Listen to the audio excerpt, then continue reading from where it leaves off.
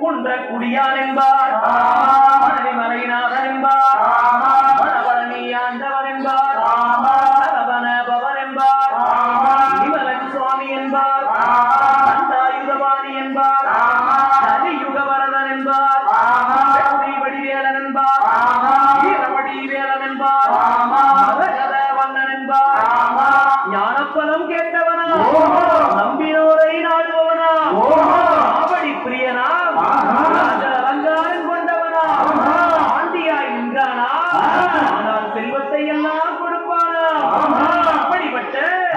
முருகனவன் ரொம்ப சின்னவனா சுவாமி சின்ன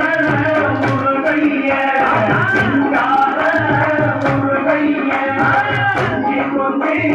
தமிழ் பேசும்